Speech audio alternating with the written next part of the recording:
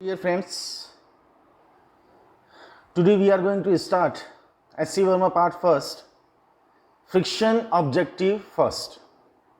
तो आज बच्चों अपन फ्रिक्शन का ऑब्जेक्टिव फर्स्ट वाला जो सेगमेंट है जिसमें केवल एक ऑप्शन सही होगा वो वाला सेगमेंट डिस्कस करने वाले हैं वीडियो लेक्चर के थ्रू। तो फ्रिक्शन से रिलेटेड बेसिक नॉलेज तो आप लोगों को होगी कि दो तरह का फ्रिक्शन है। क्वेश्चंस को स्टार्ट करने से पहले थोड़ा सा मैं फ्रिक्शन के बारे में ब्रीफ कर दूं कि there are two types of friction. दो तरह का फ्रिक्शन होता है, एक स्टैटिक फ्रिक्शन होता है और एक काइनेटिक फ्रिक्शन होता है। स्टैटिक फ्रिक्शन किस कंडीशन में होगा? जब दो कॉन्टैक्ट सरफेस के रिलेटिव मोशन की टेंडेंसी तो होगी बट एक्चुअल में रिलेटिव मोशन नहीं हो रहा होगा। इन दैट केस जो फ्रिक्शन होगा उसको अपन बोलेंगे स्टैटिक फ्रिक्शन। और जब रिलेटिव मोशन हो रहा होगा तो उस केस में जो फ्रिक्शन होगा उसको बोलेंगे अपन काइनेटिक फ्रिक्शन। तो जब रिलेटिव मोशन नहीं है तो स्टैटिक फ्रिक्शन है और जब रिलेटिव मोशन है तो काइनेटिक फ्रिक्शन है। इसके अलावा आपने एक टर्म और सुनी होगी, लिमिटिंग फ्रिक्शन। हम ऐसा कह सकते हैं कि limiting friction is the boundary line of static friction and kinetic friction. Limiting friction is the maximum possible value of static friction. किसी भी बॉडी के लिए मैक्सिमम स्टैटिक फ्रिक्शन कितना डेवलप हो सकता है उसी को अपन लिमिटिंग फ्रिक्शन बोलते हैं। लिमिटिंग फ्रिक्शन के क्रॉस होने के बाद में रिलेटिव मोशन स्टार्ट हो जाता है। In that case static friction की जगह काइनेटिक फ्रिक्शन अप्लाई होना शुरू हो जाता है। ठीक, ये मैंने फ्रिक्शन को थोड़ा सा ब्रीफ किया है क्वेश्चंस को स्टार्ट करने से पहले, शायद ये चीज हमारी थोड़ी सी हेल्प करे। स्टार्ट करते हैं अपन क्वेश्चन नंबर 1 से। क्वेश्चन नंबर 1 कहता है, in a situation the contact force by a rough horizontal surface. Rough horizontal surface इसका मतलब यहां पर अपन को फ्रिक्शन कंसीडर करना है। On a body placed on it has constant magnitude. पहले अपन इतनी चीज पर डिस्कशन करते हैं। एक बॉडी को अपन ने किसी रफ सरफेस पर रखा हुआ है तो सरफेस की वजह से उस बॉडी पर जो कांटेक्ट फोर्स लग रहा है, कांटेक्ट फोर्स की अगर अपन बात करें तो पहली बात की ये कांटेक्ट फोर्स है क्या, क्योंकि ये आगे भी हमारे काम आने वाला है। ये एक रफ हॉरिजॉन्टल सरफेस हमने ली, मान लो इस पर एक बॉडी या ब्लॉक हमने रख दिया है m मास का, ठीक है। अब इसका जो फोर्स ऑफ ग्रेविटी है, इसका जो वेट है बच्चों, वो mg डाउनवर्ड डायरेक्शन में हो गया और इस पर एक नॉर्मल रिएक्शन आ गया, ठीक है। अब मान लो इस पर अपन हॉरिजॉन्टल डायरेक्शन में कोई फोर्स अप्लाई करते हैं जिसकी वजह से यहाँ पर एक फ्रिक्शन डेवलप हो रहा है। मान लो अपन ने राइट साइड में कोई फोर्स अप्लाई किया तो इस पर फ्रिक्शन जो डेवलप होगा वो लेफ्ट साइड में डेवलप होगा, ठीक है। हमने क्वेश्चन किया कि सरफेस की वजह से इस बॉडी पर कॉन्टैक्ट फोर्स कितना है, तो हम ध्यान से ये देखें कि सरफेस की वजह से इस बॉडी पर कौन कौन से फोर्स लग रहे हैं। अभी मुझे 3 फोर्स दिखाई दे रहे हैं, एन, एम जी और एफ। कौन कौन से फोर्स हैं जो सरफेस बॉडी पर अप्लाई कर रही है? सरफेस की वजह से बॉडी पर एक तो नॉर्मल रिएक्शन आ रहा है, क्लियर, और एक फ्रिक्शन आ रहा है। डोंट बी कंफ्यूज, ये जो mg है ये अर्थ की वजह से बॉडी पर फोर्स ऑफ ग्रेविटी लग रहा है, ये सरफेस की वजह से बॉडी पर फोर्स नहीं है। तो कांटेक्ट फोर्स क्या होगा? n और f का जो रिजल्टेंट फोर्स है वो कांटेक्ट फोर्स है। अगर मैं उस कांटेक्ट फोर्स को f नाम देता हूं तो फिर मैं कांटेक्ट फोर्स क्या बोलूंगा? कांटेक्ट फोर्स बोलूंगा रूट में n square plus F square. ये जो हमने रिजल्टेंट फोर्स लिया है इसको हम कांटेक्ट फोर्स कह रहे हैं, ठीक है। तो ये कांटेक्ट फोर्स वाली बात अपन को क्लियर होनी चाहिए। अब क्वेश्चन की फर्स्ट लाइन क्या कह रही है? In a situation the contact force by a rough horizontal surface on a body placed on it has constant magnitude. मतलब ये जो कांटेक्ट फोर्स है इसका कांस्टेंट मैग्नीट्यूड है। If the angle between this force and the vertical is decreased. अच्छा बच्चों, एक छोटी सी बात और बताओ कि ये जो कांटेक्ट फोर्स आया ये कौन से डायरेक्शन में होगा? ये रिजल्टेंट है एन और स्मॉल एफ का, तो इनका रिजल्टेंट हम कैसे ड्रॉ करेंगे? मतलब बिल्कुल बेसिक वेक्टर वाली बात पूछ रहा हूं मैं आपसे कि ऐसे अपन ने एक पैरेललोग्राम ड्रॉ कर दिया तो ये जो डायगोनल बनेगा यही तो हमारा रिजल्टेंट फोर्स कैपिटल एफ है। और इसका वर्टिकल से एंगल कौन सा आएगा? वर्टिकल से ये वाला एंगल आएगा ऐसे थीटा। बोलो या सुनो, यहां से अगर मैं टेन थीटा को कैलकुलेट करूं, टेन थीटा बेसिक ट्रिग्नोमेट्री, तो परपेंडिकुलर अपॉन बेस, परपेंडिकुलर कितना है? एफ, और अपॉन में एन। बोलो ये बात क्लियर है? तो एफ को हम क्या लिख सकते हैं? एफ को हम लिख सकते हैं एन टेन थीटा, ठीक है। क्वेश्चन ये कह रहा है if the angle between the force and the vertical, it means we are talking about theta, is decreased मतलब थीटा की वैल्यू को अगर डिक्रीज किया जाए, the frictional force between the surface and the body will, तो frictional force पर क्या effect आएगा। अब छोटा सा एक्सप्रेशन आपके सामने लिखा हुआ है, आप खुद चेक कर लो। F equals to N tan theta है, हमने कहा थीटा की वैल्यू को डिक्रीज करो, तो फ्रिक्शन पर क्या इफेक्ट आएगा। भाई थीटा को अगर हम डिक्रीज करेंगे तो टेन थीटा की वैल्यू डिक्रीज होगी, टेन थीटा का डिक्रीज होगा। अच्छा एन तो कांस्टेंट है, एन क्यों कांस्टेंट है, क्योंकि एन नॉर्मल रिएक्शन है, and normal reaction is equals to M G constant है। तो थीटा को डिक्रीज करने से टेन थीटा डिक्रीज हुआ, टेन थीटा के डिक्रीज होने से एफ डिक्रीज हो जाएगा, तो force of friction will decrease. Is that clear? बोलो बात समझ में आई? तो कॉन्टैक्ट फोर्स वाला फंडा क्लियर होना चाहिए। नॉर्मल रिएक्शन और फ्रिक्शन दोनों का जो रिजल्टेंट है that is the contact force applied by the surface on the body. So B option correct हो गया। ठीक है बच्चों, चलते हैं अपन नेक्स्ट क्वेश्चन पर, इंपोर्ट करते हैं अपन क्वेश्चन नंबर 2। देखते हैं एक बार फटाफट से कि क्वेश्चन नंबर 2 क्या कहता है। वाइल वॉकिंग ऑन आइस, बर्फ पर चलते हुए, one should take small steps to avoid slipping. ये तो एक प्रैक्टिकल बात भी है कि जितनी स्मूथ सरफेस होती है, जैसे आइस की मान लो कोई सरफेस है, अब मैं कहता हूँ कि एक एंड से अपन को दूसरे एंड पर पहुंचना है, तो अपन बहुत छोटे छोटे से स्टेप्स रखते हुए, छोटे छोटे से कदम रखते हुए पास पास पास पास फिर आगे की तरफ बढ़ते हैं टू अवॉइड द स्लीपिंग। ऐसा करने से हो क्या रहा है? This is because smaller steps ensure, छोटे स्टेप से फायदा क्या होता है। ऑप्शंस गिवन है, larger friction, smaller friction, larger normal force, smaller normal force. ठीक, इसको बहुत लॉजिकली आप समझें, it's not a numerical concept बोल रहा हूँ, उस कॉन्सेप्ट को समझने की कोशिश करना। बट आपने ऑब्जर्व किया होगा, जब हम बिल्कुल पास पास कदम रखते हुए, स्टेप्स पास पास पास पास रखते हुए चलते हैं, तो हमारा जो फुट होता है वो बिल्कुल ऐसे वर्टिकल सरफेस पर जाता है, ऐसे नीचे। लेकिन जब अपन नॉर्मल किसी सरफेस पर चलते हैं तो हमारा एक स्टेप काफी आगे जाता है, दूसरा जो फुट होता है वो नीचे से थोड़ा सा मुड़ जाता है, मतलब हम सरफेस को पीछे की तरफ धक्का देते हैं। सोचो लंबे लंबे स्टेप्स लेकर के चलेंगे तो नॉर्मल रिएक्शन वर्टिकल आने के बजाय, मतलब कुछ इस तरह की सिचुएशन होगी, अगर मैं उसको थोड़ा सा प्रैक्टिकली समझना चाहूँ कि लंबे स्टेप्स लेते हुए हमारा फुट इस तरह से होगा, तो नॉर्मल रिएक्शन कुछ इस तरह से आएगा, उसका एक कंपोनेंट इधर की तरफ मिलेगा, एक कंपोनेंट इधर मिलेगा, इधर की तरफ mg आएगा, तो ये जो कंपोनेंट है ये mg को बैलेंस करेगा। वहीं छोटे छोटे स्टेप्स अगर हम रखते हैं तो पूरा स्टेप हमारा इस तरह से रहता है, पास पास स्टेप्स रखते हुए चलते हैं, तो इन दैट केस mg इधर आएगा, नॉर्मल रिएक्शन इधर आएगा। अब आप ध्यान से देखो कि ये जो नॉर्मल रिएक्शन है और ये जो नॉर्मल रिएक्शन है, दोनों को अगर हम कंपेयर करें तो आई थिंक ये वैल्यू इस वैल्यू से ज्यादा आएगी या कम आएगी? ज्यादा आएगी। कैसे आएगी सर? यहां पर mg को ये नॉर्मल रिएक्शन बैलेंस कर रहा है, और यहां पर mg को ये जो आया रिएक्शन, इसका जो कंपोनेंट है वो बैलेंस कर रहा है। इसका मतलब ये वैल्यू n1 मान लेता हूं मैं इसको, और इसको n2 मान लेता हूं, तो n1 की वैल्यू n2 से ज्यादा होगी। इसका मतलब यहां अगर मैं फ्रिक्शन की बात करूं, फ्रिक्शन अपन क्या लिखते हैं? Mu N. सो यहां अगर मैं बात करूंगा तो म्यू n1 बोलूंगा, और यहां अगर मैं बात करूंगा तो म्यू n2 बोलूंगा। n1 की वैल्यू n2 से ज्यादा है तो फर्स्ट केस में फ्रिक्शन, सेकंड केस में जो फ्रिक्शन है उससे ज्यादा आएगा। बोलो आएगा या नहीं आएगा? तो इसका मतलब क्या हुआ, स्मॉलर फ्रिक्शन के लिए हम इंश्योर हो जाते हैं। तो कौन सा ऑप्शन करेक्ट होना चाहिए? ये करेक्ट होना चाहिए, B option is the correct answer. Clear? I think concept इसका समझ में आया होगा, फंडा आपको इसका समझ में आया होगा। अब हम इंपोर्ट करते हैं क्वेश्चन नंबर 3। क्वेश्चन नंबर 3 क्या है? A body of mass m is kept on a rough horizontal surface. चलो ड्रॉ कर लेते हैं हम। एक रफ हॉरिजॉन्टल सरफेस है, एक बॉडी है कैपिटल M मास की, हमने सरफेस पर रख दिया। ये जो सरफेस है ये रफ हॉरिजॉन्टल सरफेस है, ठीक है। फ्रिक्शन कॉफिशिएंट कितना है? यहाँ पर म्यू है। चलो जी, फ्रिक्शन कॉफिशिएंट म्यू हो गया। A person is trying to pull the body by applying a horizontal force but the body is not moving.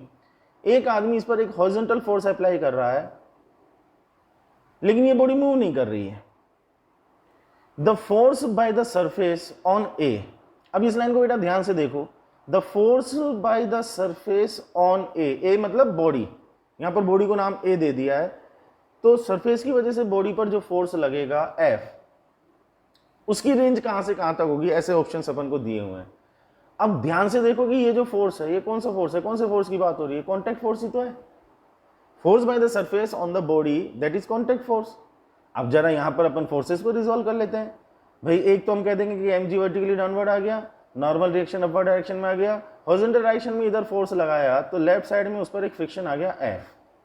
ठीक, अब हॉरिजॉन्टल डायरेक्शन में जैसे जैसे हम फोर्स की वैल्यू को इंक्रीज करते जाएंगे वैसे वैसे ये जो फ्रिक्शन है ये इंक्रीज होता चला जाएगा। अच्छा, अभी इस फ्रिक्शन का नाम क्या होगा, स्टैटिक या काइनेटिक, क्योंकि बॉडी स्लाइड नहीं कर रही है, मूव नहीं कर रही है, इसका मतलब ये स्टैटिक फ्रिक्शन है। और क्वेश्चन में भी यही कहा कि बॉडी मूव नहीं कर रही है, तो जैसे जैसे मैं हॉरिजॉन्टल फोर्स को इंक्रीज करता जाऊंगा वैसे वैसे इस फ्रिक्शन की वैल्यू इंक्रीज होती चली जाएगी। मुझे बताओ कि सरफेस की वजह से बॉडी पर फोर्स कितना लिखेंगे। फर्स्ट क्वेश्चन में भी अपन ने बात की थी, हम फोर्स लिखेंगे F equals to n square plus F square under the root. अब गौर करने वाली बात क्या है कि बेटा ये जो स्टैटिक फ्रिक्शन है ये इस एक्सटर्नल फोर्स के अकॉर्डिंग अपने आप को एडजस्ट करता हुआ चलेगा। बोलो ये बात क्लियर है। अच्छा, लिमिटिंग फ्रिक्शन की अगर हम बात करें तो लिमिटिंग फ्रिक्शन हम कितना लिखते हैं, म्यू एन। लिमिटिंग फ्रिक्शन मतलब ज्यादा से ज्यादा, एक्सट्रीम कंडीशन में अगर हम बात करें रेस्ट के लिए तो लिमिटिंग फ्रिक्शन कितना आ गया, म्यू एन। अब अगर हम ये फोर्स कैलकुलेट करें तो फोर्स कितना आ जाएगा, F इक्वल्स टू रूट में N square plus mu square N square. तो F equals to N square को कॉमन लिया, रूट से बाहर आ गया तो ये आ गया 1 प्लस म्यू स्क्वायर। ठीक है। अच्छा, n की वैल्यू कितनी, n की वैल्यू mg, तो F equals to mg root में 1 प्लस म्यू स्क्वायर। बहुत ध्यान से बच्चों एक बात कंफर्म करके बताना कि ये जो हमने फोर्स लिया है ये कांस्टेंट है या इस फोर्स की वजह से, ये जो हॉरिजॉन्टल फोर्स हम अप्लाई कर रहे थे उसकी वजह से इस फोर्स की वैल्यू चेंज होती रहेगी। आई थिंक ये जो मैंने F की वैल्यू कैलकुलेट की है ये मैक्सिमम वैल्यू कैलकुलेट की है। आप सोचो कैसे। भाई हम कॉन्टैक्ट फोर्स क्या लिख रहे हैं, N square plus F square under the root, N तो कांस्टेंट हो गया, बट ये जो फ्रिक्शन है ये तो एक्सटर्नल फोर्स के अकॉर्डिंग अपने आप को एडजस्ट कर रहा है। मैंने जो एफ की वैल्यू म्यू एन ली है this is the maximum value of friction, ये लिमिटिंग फ्रिक्शन लिया है। तो जब मैं एफ की वैल्यू को, इस स्मॉल एफ की वैल्यू को मैक्सिमम लूंगा तो कैपिटल एफ मतलब कॉन्टैक्ट फोर्स जो आएगा वो मैक्सिमम आएगा। तो ये जो हमने कैलकुलेट किया है mg रूट में 1 प्लस म्यू स्क्वायर, ये हमने कॉन्टैक्ट फोर्स की मैक्सिमम वैल्यू को कैलकुलेट किया है। क्वेश्चन में अब आपसे कर रहा हूं कि ये जो कॉन्टैक्ट फोर्स है हमारा कैपिटल एफ, ये मिनिमम कितना आएगा यार, ये मिनिमम कितना आएगा।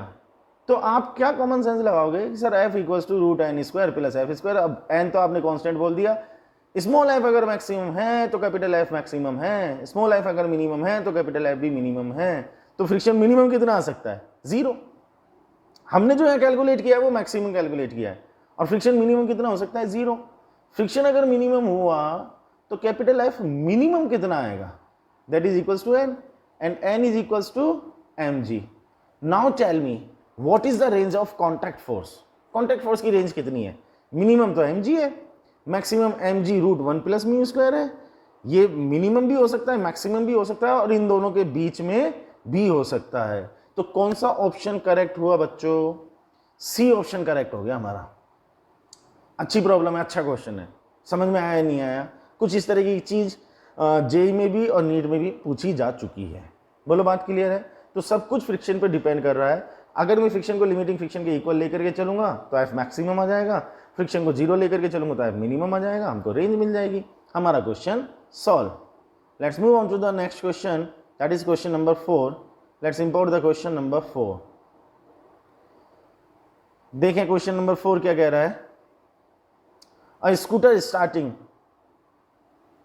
scooter starting from rest moves with a constant acceleration for time delta t1, then with a constant velocity for next delta t2, and finally with a constant deceleration or retardation for the next delta t3 to come to rest. A 500 Newton man sitting on the scooter behind the driver manages to stay at rest with respect to the scooter without touching any other part. The force exerted by the seat on the man is। Simple language में अपन question को समझ लेते हैं कि ये एक scooter है, ठीक है, ड्राइंग पर मत जाना, कॉन्सेप्ट को समझने की कोशिश करना। 3 इंटरवल दिए हुए हैं, मान लो हमारा, अच्छा यहां पर एक आदमी बैठा हुआ है, ड्राइवर के अलावा पीछे वाली सीट पर एक आदमी बैठा हुआ है जो अपने आप को एडजस्ट करेगा और किसी भी चीज को टच नहीं कर रहा है। अब आप सोचो ड्राइवर के पीछे आप बैठे हुए हो, कभी वो एक्सेलरेट होता है, आप पीछे भागने की कोशिश करते हो, फिर आप अपने आप को एडजस्ट करते हो। कभी वो ब्रेक अप्लाई करता है, मतलब रिटार्डेशन कंडीशन आती है, आप आगे झुकने लगते हो, फिर अपने आप को एडजस्ट करते हो। और कभी वो कांस्टेंट वेलोसिटी से चलता है। तो इस तरह की 3 सिचुएशंस अपन को दी हुई है। मान लो ए से स्टार्ट हुआ and initially velocity of the scooter is 0। यहां बी पॉइंट तक टाइम इंटरवल है डेल्टा t1 और यहां तक हमारा स्कूटर एक्सेलरेट हो रहा है विद कांस्टेंट एक्सेलरेशन। ए मान लें, हम a1 मान लेते हैं। कांस्टेंट एक्सेलरेशन a1 से चला, ए से बी तक की कहानी। फिर हमारा स्कूटर पहुंच गया कहां पर, बी पर पहुंच गया भाई साहब। बी पर भी चलो फिर ठीक है, ये पीछे बैठा हुआ आदमी, ठीक है। फिर दूसरा इंटरवल आया, अभी अपन क्वेश्चन को समझ रहे हैं। फिर दूसरा इंटरवल आया बी से सी तक, वो इंटरवल है डेल्टा t2। यहां से बी से सी तक हमारा स्कूटर चला है विद कांस्टेंट वेलोसिटी, मतलब v कांस्टेंट है, ठीक है भाई। चलो जी, अब हमारा स्कूटर पहुंच गया है सी पर, सी पर हमारा स्कूटर पहुंच गया, बहुत अच्छी बात है भाई। फिर उसके बाद में तीसरा इंटरवल आया और ब्रेक अप्लाई हो रहे हैं, मतलब रिटार्डेशन आ रहा है, मान लो सी से डी तक। अब ये टाइम इंटरवल है डेल्टा t3। यहां पहले टाइम इंटरवल में एक्सेलरेट हो रहा था, अब उसमें रिटार्डेशन है या डी एक्सेलरेशन है, उसको a2 मान लो, वो भी कांस्टेंट है। और फाइनली यहां पर पहुंच करके हमारा स्कूटर रुक गया, मतलब फाइनली v इक्वल्स टू 0 हो गया, ठीक है जी। ये जो आदमी बैठा हुआ है ना ड्राइवर के पीछे, इसका वेट 500 न्यूटन है, 500 न्यूटन है भाई इसका वेट, ठीक है। क्वेश्चन समझ में आ रहा है। तो पहले डेल्टा t1 टाइम इंटरवल के लिए वो कांस्टेंट एक्सीलरेशन से, डेल्टा t2 टाइम इंटरवल के लिए कांस्टेंट वेलोसिटी से, फिर डेल्टा t3 टाइम इंटरवल के लिए कांस्टेंट रिटार्डेशन से, फाइनली वो रेस्ट में आ गया और रेस्ट से वो स्टार्ट हुआ था। अब ये जो आदमी पीछे बैठा हुआ है, पहले इसकी मन स्थिति और इसकी सिचुएशन फिजिकली क्या बन रही है उसको सोचो। जब ए से बी तक बेटा स्कूटर एक्सेलरेट होगा तो आदमी पर सूडो फोर्स पीछे लगेगा ma1, ठीक है। और जब बी से सी तक वो कांस्टेंट वेलोसिटी से चलेगा तो कोई सूडो फोर्स नहीं लगेगा, मतलब फोर्स सूडो ps लिख रहा हूं मैं, इक्वल्स टू 0। और जब सी से डी तक वो रिटार्डेशन होगा तो उस आदमी पर जो सूडो फोर्स है वो किधर की तरफ लगेगा, आगे की तरफ लगेगा, ma2। बोलो ये बात समझ में आ रही है, ठीक है। आप तो कुछ मत करो, उस आदमी का एफबीडी सोच लो और एक बार ऑप्शंस को देख लो कि किस डायरेक्शन में अपन को अप्रोच लगानी। The force exerted by the seat on the man, ये एक तरह से वही होगा जो अभी अपन पहले क्वेश्चन में डिस्कस कर रहे थे कि the contact force is the force applied by the surface on the body. तो सीट की वजह से आदमी पर कितना फोर्स लगेगा, मतलब वो कॉन्टैक्ट फोर्स की तो बात कर रहा है, हाँ या ना। तो अब ऑप्शन क्या है, 500 newton throughout the journey, मतलब सीट की वजह से जो फोर्स लगेगा वो पूरी जर्नी में 500 न्यूटन लगेगा। बी ऑप्शन कहता है कि less than 500 newton throughout the journey, C कहता है more than 500 newton throughout the journey, और डी ऑप्शन कहता है greater than 500 newton for delta t1 and delta t3 and 500 newton for delta t2 time interval. अपन को seat की वजह से आदमी पर लगने वाला फोर्स कैलकुलेट करना है तीनों केसेस में, ठीक है जी। फर्स्ट केस के लिए मैं बात करता हूं, आप अपने आप सोच जाओगे कि क्या कहानी है। उस आदमी का अगर मैं एफबीडी बनाऊं तो मैं लिखूंगा भाई आदमी का वेट mg डाउनवर्ड डायरेक्शन में, जो पीछे बैठा हुआ है सीट पर आदमी, और उस पर नॉर्मल रिएक्शन इधर, उस पर सूडो फोर्स आ गया बच्चों इस डायरेक्शन में ma1। जब सूडो फोर्स इधर लगे मतलब आदमी पीछे सूडो फोर्स की वजह से भागना चाहता है तो उस पर फ्रिक्शन किधर की तरफ आएगा, इधर की तरफ। लेकिन उसने अपने आप को एडजस्ट किया हुआ, मतलब बैलेंस बनाया हुआ है। बैलेंस बनाया हुआ है इसका मतलब हम क्या कहेंगे कि friction is equals to ma1। बोलो यस और नो। अब मुझे बताओ कि सीट की वजह से आदमी पर कौन सा फोर्स है, एक नॉर्मल रिएक्शन और एक फ्रिक्शन। इनका जो रिजल्ट है वही तो सीट की वजह से फोर्स आएगा। तो हम क्या लिखेंगे, n square equals to f square under the root. ठीक है, थोड़ा अगर ध्यान से देखो तो कैलकुलेशन करने की जरूरत तो नहीं है, वैसे ही पता लग जाएगा। क्वेश्चन में हमको mg कितना दिया है बच्चों, 500 न्यूटन, तो n की वैल्यू कितनी हो गई 500, f की वैल्यू पता नहीं लेकिन कुछ वैल्यू है। तो अब इसका जो रिजल्ट आएगा पूरे को सॉल्व करने के बाद, जब n की वैल्यू ही 500 है और प्लस में एफ स्क्वायर और हो रहा है, उसका रूट निकाल रहे हैं, तो ये वैल्यू कितनी आएगी, ये वैल्यू 500 न्यूटन से तो ज्यादा आएगी। ये तो कॉमन सेंस से ही बोल देंगे, बोलो है ना। अच्छा, यही बात मुझे थर्ड केस मतलब डेल्टा t3 टाइम इंटरवल में भी दिख रही है। उसमें अगर हम एफबीडी बनाए तो उसमें एफबीडी क्या बनेगा कि mg तो डाउनवर्ड डायरेक्शन में आ गया, ये नॉर्मल रिएक्शन आ गया, अब स्यूडो फोर्स इधर लगेगा ma2 और फ्रिक्शन इधर की तरफ आएगा, तो अभी भी इन दोनों के तो रिजल्ट कैलकुलेट करेंगे, सी की वजह से फोर्स आएगा तो ये भी 500 न्यूटन से ज्यादा आएगा। And what about the middle time interval that is delta t2, उस टाइम इंटरवल के लिए अगर बात करेंगे तो v कांस्टेंट है, v कांस्टेंट है तो कोई सूडो फोर्स नहीं आएगा, कोई सूडो फोर्स नहीं आएगा, तो अपन क्या करेंगे, mg डाउनवर्ड डायरेक्शन में, नॉर्मल रिएक्शन इस डायरेक्शन में आ गया, तो n इक्वल्स टू कितना आ जाएगा mg, कोई सूडो फोर्स नहीं आएगा तो कोई फ्रिक्शन भी नहीं आएगा, तो अब सीट की वजह से आदमी पर फोर्स कितना लगेगा, नॉर्मल रिएक्शन ही तो लगेगा, और वो नॉर्मल रिएक्शन कितना आएगा 500। कहने का तात्पर्य क्या हुआ कि पहले और तीसरे टाइम इंटरवल के लिए जो सीट की वजह से फोर्स आएगा वो 500 न्यूटन से ज्यादा आएगा, और बीच वाले टाइम इंटरवल के लिए जो आएगा वो 500 न्यूटन आएगा। तो कौन सा ऑप्शन करेक्ट हो गया, डी ऑप्शन करेक्ट हो गया। बोलो बच्चों ये बात क्लियर हुई क्या हमको, तो इसका डी ऑप्शन करेक्ट हो गया। कॉन्सेप्चुअल प्रॉब्लम है, मतलब क्वेश्चन पढ़ने में बहुत बड़ा है, लेकिन अगर अपन एक फिगर ड्रॉ कर लेते हैं तो चीज बहुत आराम से अपन को समझ में आ सकती है। ठीक है, let's move on to the next question, that is question number 5। देखें भाई क्वेश्चन नंबर 5 क्या कह रहा है। Question number, consider the situation shown in the figure, figure में एक सिचुएशन है उसको देखते हैं, दो ब्लॉक दिखाई दे रहे हैं और B, the wall is smooth, ये जो वॉल है ये वॉल स्मूथ है भाई। सबसे पहली बात तो ये मतलब दीवार की वजह से कोई फ्रिक्शन नहीं आना, ये स्मूथ है, but the surfaces of A and B in contact are rough, A और बी की जो कॉन्टेक्ट सरफेस है ये रफ है, ये स्मूथ नहीं है। The friction on B due to A, B पर ए की वजह से, बी पर ए की वजह से फ्रिक्शन इक्विलिब्रियम में किधर होगा, ऑप्शन है अपवर्ड होगा, डाउन मतलब डायरेक्शन पूछ रहे फ्रिक्शन की, 0 होगा, the system can not remain in equilibrium. चलो जी हम चेक करते हैं, बी पर ए की वजह से जो फ्रिक्शन आएगा वो कौन से डायरेक्शन में आएगा। ठीक है बेटा, थोड़ा सा फोर्सेस की डायरेक्शन वाली चीज को देख ले ध्यान से, कोई खास बात नहीं है।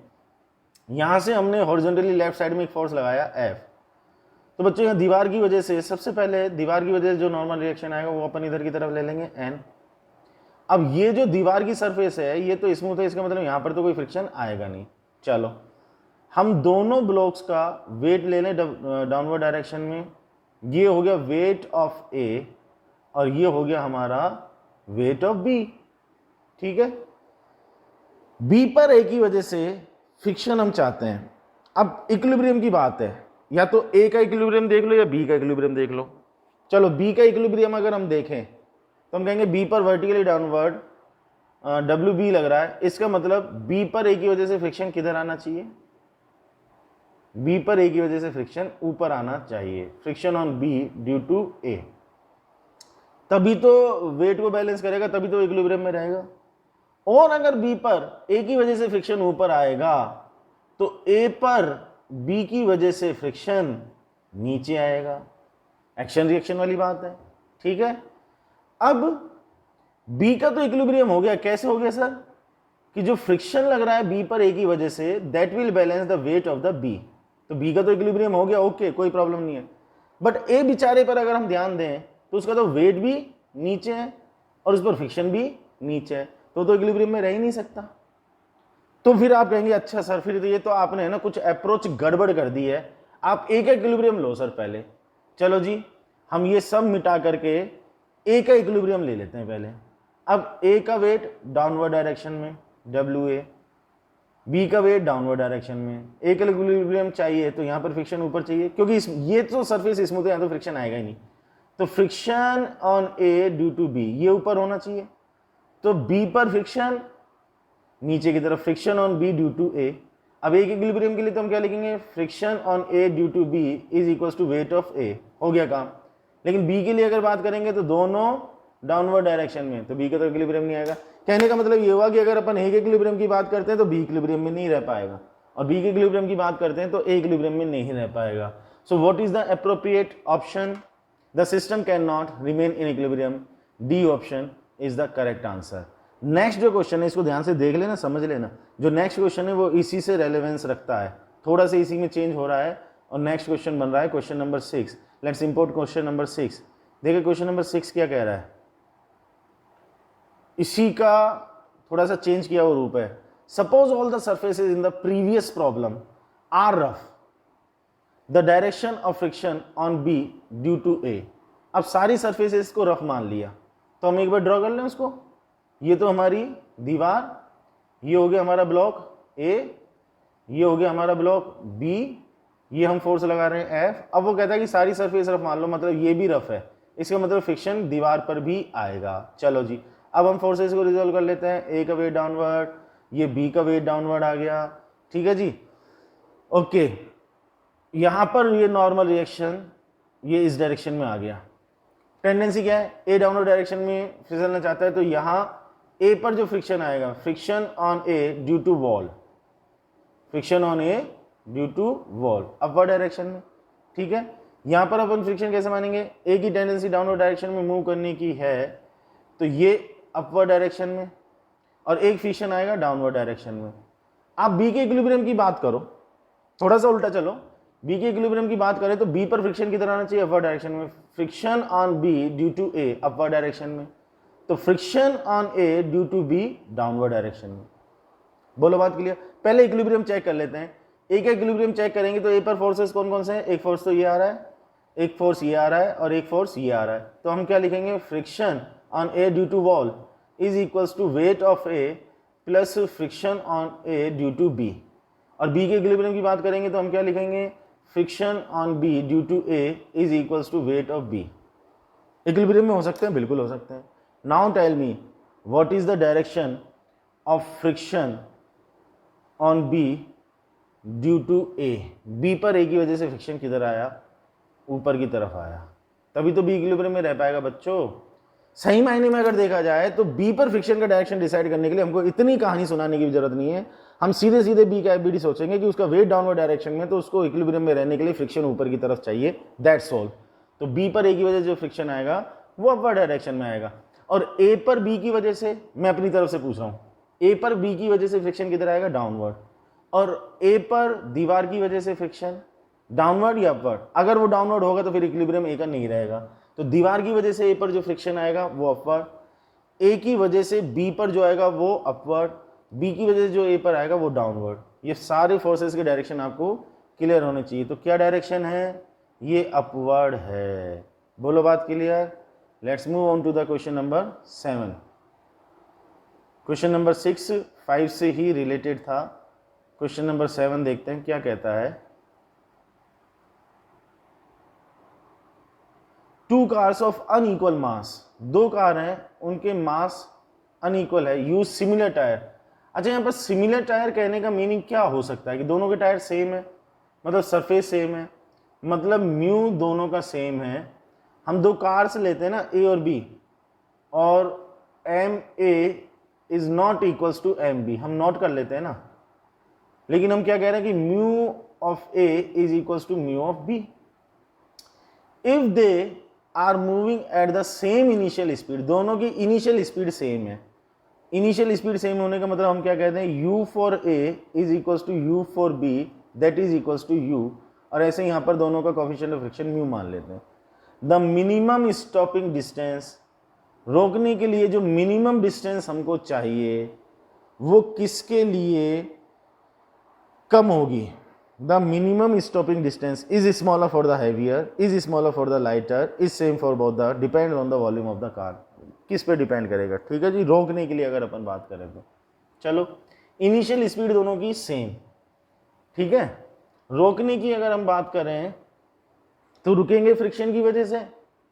फोर्स ऑफ फ्रिक्शन लिखते हैं अपन, friction on A that is equals to mu A N A, friction on B that is equals to mu B N B. This is equals to mu A M A G, this is equals to mu B M B G. Okay, अब force of friction की वजह से जो retardation आएगा वो कैसे आएगा, इस फोर्स को हम क्या कर दें, एम ए के इक्वल कर दें, तो हम क्या लिखेंगे, एम ए ऑफ ए।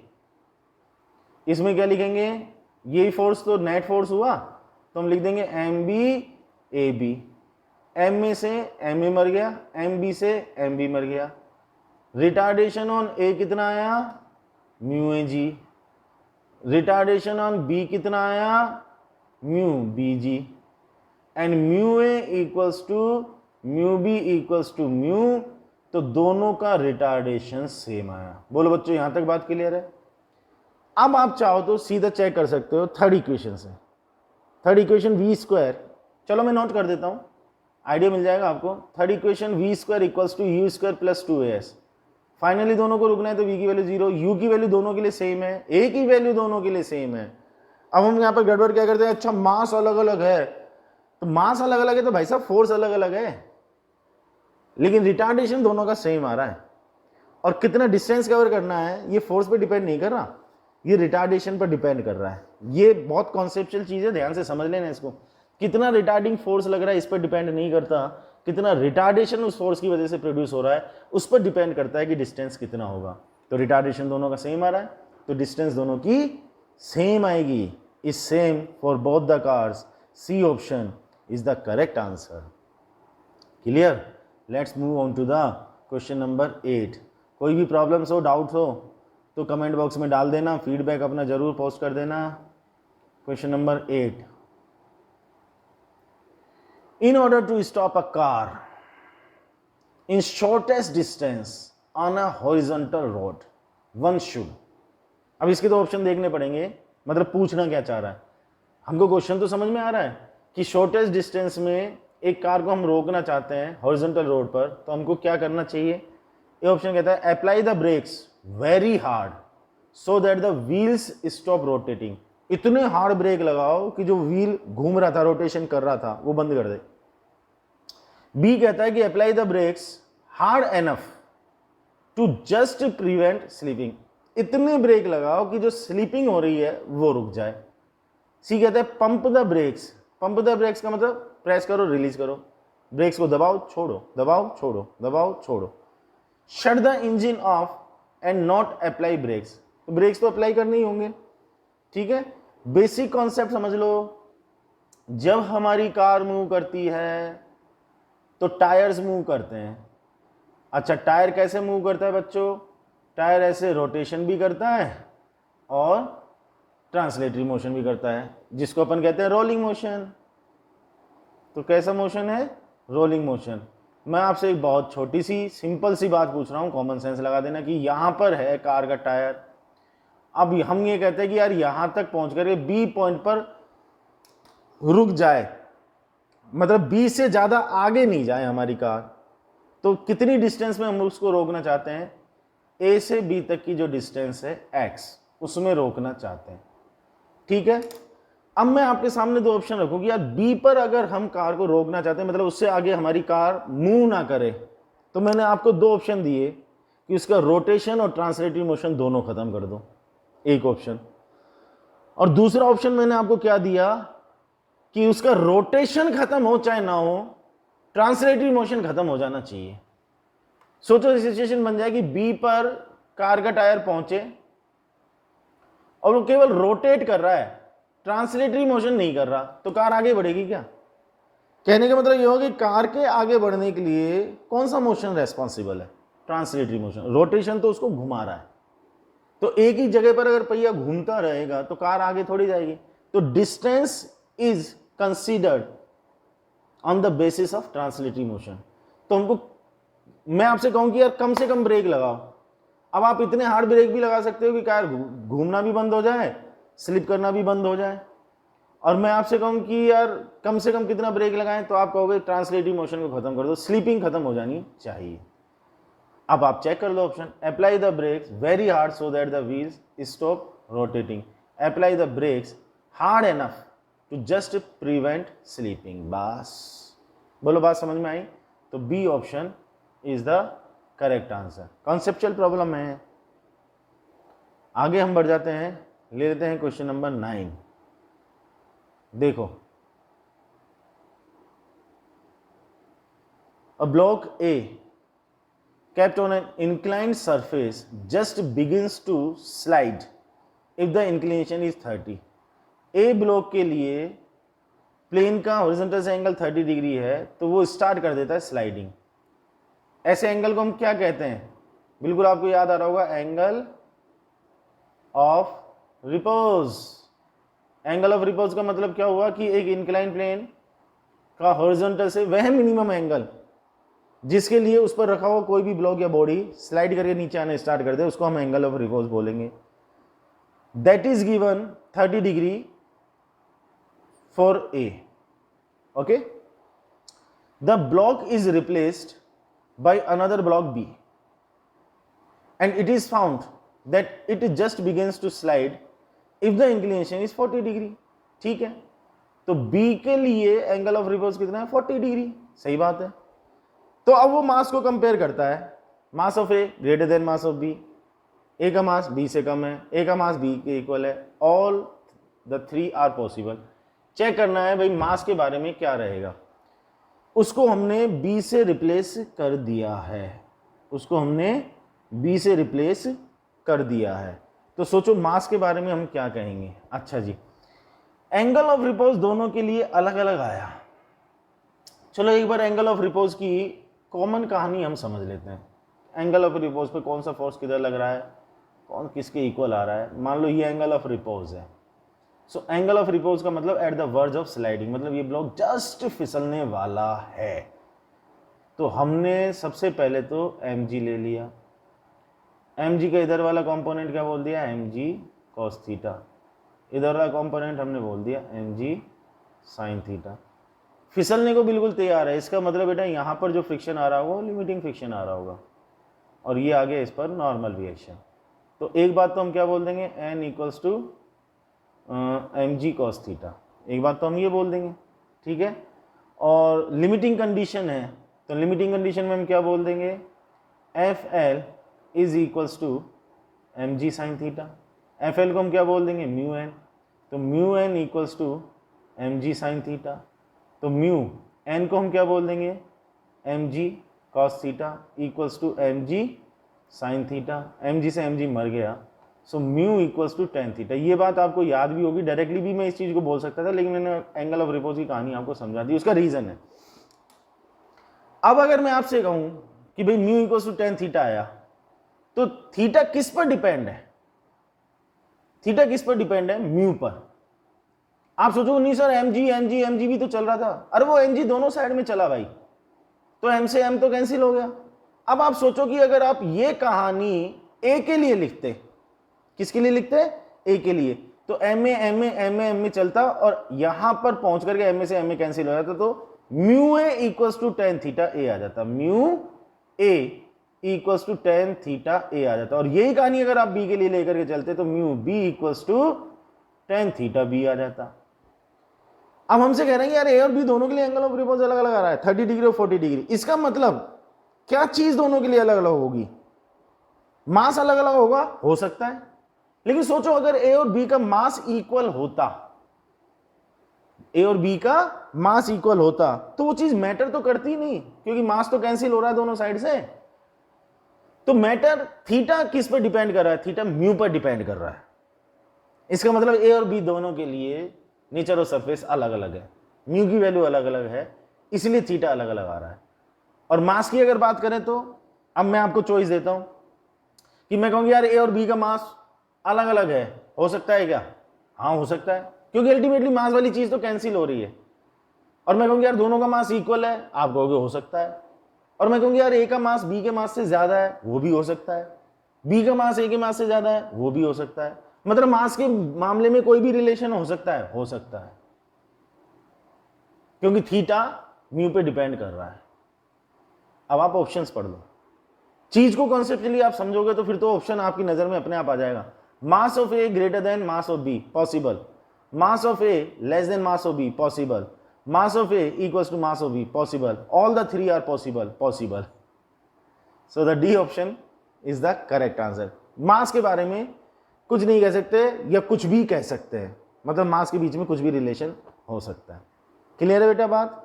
चलो नेक्स्ट क्वेश्चन पर अपन चलते हैं, इंपोर्ट कर लेते हैं question number 10। This is the last question of objective first segment.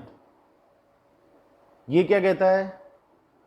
A boy of mass m is applying a horizontal force to slide a box of mass m dash on a rough horizontal surface. The coefficient, इतना एक बार हम draw कर लें। ये हमने एक rough horizontal surface draw की, ठीक है जी। अच्छा, इस पर एक बॉक्स रखा हुआ है, बॉक्स का mass m dash is applying a horizontal force to slide a box, उस पर एक हॉरिजॉन्टल फोर्स अप्लाई कर रहा है, मान लो with the help of string वो अप्लाई कर रहा है। ये स्ट्रिंग है और यहाँ पर ये एक लड़का है जो इस पर हॉरिजॉन्टल, और लड़के का मास कितना है? m है। अब ये इस ब्लॉक को खिसकाने के लिए हॉरिजॉन्टल डायरेक्शन में एक फोर्स अप्लाई कर रहा है, ठीक है। The coefficient of friction between the shoes of the boy and the floor is mu, मतलब यहां पर जो कोएफिशिएंट ऑफ फ्रिक्शन है वो म्यू है। And that between the box and the floor is mu dash, box और floor के बीच में जो कोएफिशिएंट ऑफ फ्रिक्शन है वो म्यू डैश है, ठीक है बच्चों। अच्छा, in which of the following cases it is certainly not possible to slide the box, मतलब चारों में से कौन सा केस ऐसा है जिसमें बॉक्स का स्लाइड करना पॉसिबल नहीं है? Certainly not possible to slide the box. चलो हम कहेंगे बॉक्स के स्लाइड होने के लिए लिमिटिंग कंडीशन क्या बन रही है, देखते हैं एक बार। लड़के पर जो फ्रिक्शन आएगा वो किधर की तरफ आएगा? फॉरवर्ड डायरेक्शन में आएगा, म्यू एन, एन का मतलब हो गया एम जी। ध्यान से समझना बेटा। स्ट्रिंग की अगर हम बात करेंगे, स्ट्रिंग तो हमने हमारी हेल्प के लिए ले ली, तो ये टेंशन टी और टी आ जाएगा। लिमिटिंग कंडीशन में बात करें, लिमिटिंग कंडीशन में तो ब्लॉक की टेंडेंसी राइट साइड में मूव करने की है, तो फ्रिक्शन किधर आ जाएगा? लेफ्ट साइड में आ जाएगा।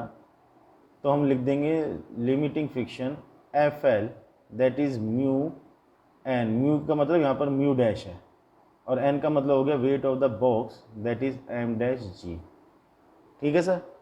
अच्छा, अब आप सोचो कि अगर ये स्लाइड करके राइट साइड में मूव करे, ठीक है, छोटी सी कॉमन सेंस की बात है, और मैं ये पूरा का पूरा सिस्टम कंसीडर कर लूं भाई, पूरा सिस्टम कंसीडर कर लूं, तो राइट साइड में मूव करने के लिए क्या होना चाहिए? टी और टी तो कैंसिल हो जाएंगे, पूरा सिस्टम अगर मैंने ले लिया तो टी और टी कैंसिल।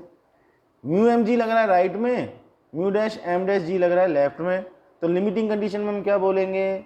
लिमिटिंग कंडीशन में बोलेंगे mu M G is equals to mu dash M dash G, G से जी मर गया। इसका मतलब लिमिटिंग कंडीशन में mu M equals to mu dash M dash. बोलो बात क्लियर है? ये लिमिटिंग कंडीशन है, ठीक है। हम क्या चाहते हैं?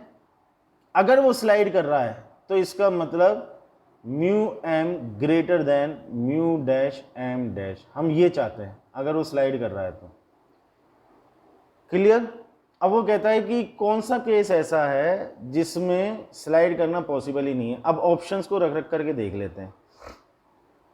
देखो, मतलब हम एक बार थोड़ा सा डिस्कशन हो कर लें। हम चाहते हैं कि म्यू एम की value mu dash M dash से ज्यादा होनी चाहिए, ठीक है ना। अब फर्स्ट ऑप्शन क्या कहता है कि mu less than mu dash M less than M dash. Mu की वैल्यू म्यू डैश से कम और एम की वैल्यू एम डैश से कम, तो भैया फिर ये तो पॉसिबल ही नहीं है। स्लाइड करने के लिए कंडीशन क्या है? स्लाइड करने के लिए हम कह रहे हैं कि mu M must be greater than mu dash M dash. आप कहते हो कि म्यू की वैल्यू म्यू डैश से कम हो, एम की वैल्यू भी एम डैश से कम हो, फिर दोनों का मल्टीप्लिकेशन तो इससे कम ही आएगा। हम ज्यादा चाहते हैं, तो पहला केस ही मेरे को तो सही लग रहा है, मतलब ये ऑप्शन ही मेरे को तो करेक्ट लग रहा है।